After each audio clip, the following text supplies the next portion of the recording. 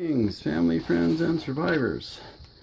My wife was asking me if we had more extension cords and to run the electric weed eater, because she hates the big commercial one we have. It can be a little difficult to start, gas powered.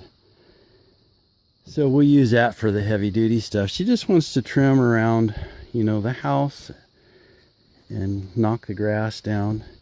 And we can't quite get here with an extension cord and have the amperage that we need with, number 14 extension cord. I've only got about 100 feet of number 12. I don't think I have any 10 left. I do have some 8, but that's a little overkill.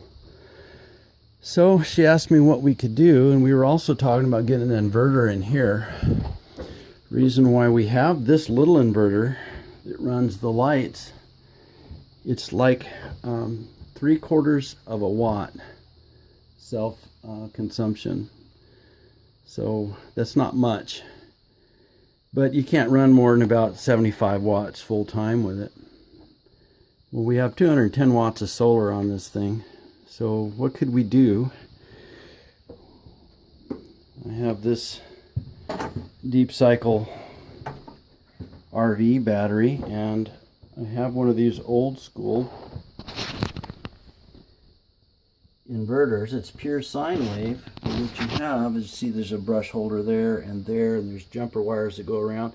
There's two 12-volt DC brush type motors on a common arbor with a AC alternator at one end. So when you fire up the weed eater, you hear the motor start on that.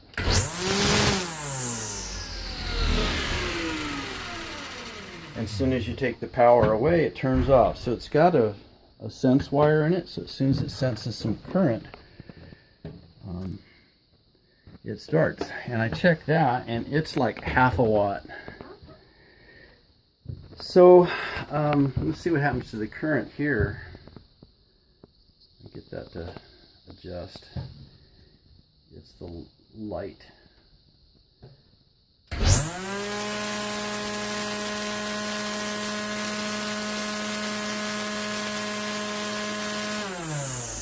So that looked like 11 amps to me. Of course, I wasn't buried in the grass. And the solar panels will put out, I think a little over 15 amps. 16 or 17 amps, something like that. So it should be just fine. If the sun is out, the sun is on the panels while she's weed whacking, it ought to be fine until we can get another more efficient inverter. We really need to make some changes. Our plan is to bring power over here from the solar shed, because when it gets real hot, we run that fan and it just pulls cold air through the whole building. But that's only a couple times a year it even gets like that. So then that would probably be running fans just when the sun's on the panels. So that inverter right there is not as efficient as a modified sine wave inverter, but it is pure sine wave. And while it does have brushes that wear out, they're built really, really hardy, and there's no electronics to fail. Isn't that cool? Fell a couple of problem trees, big pines for a neighbor a long time ago. He gave me that. It was brand new, and I think they go for like $1,600.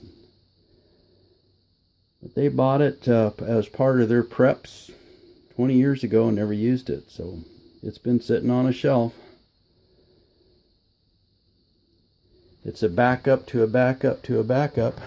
I figured if all the inverters died and there was no way to pump water, I could actually just take 2 L16 batteries out of the solar shed and pack a couple of panels down to the meadow, and that little inverter would power a 110 volt.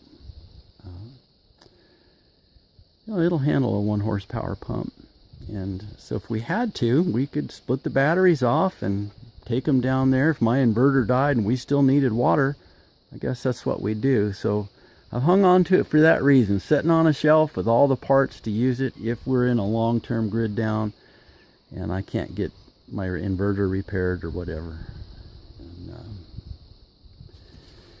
it'll sit on the shelf for that reason. Hopefully never get used. All right, thinking outside the box. Have a blessed day.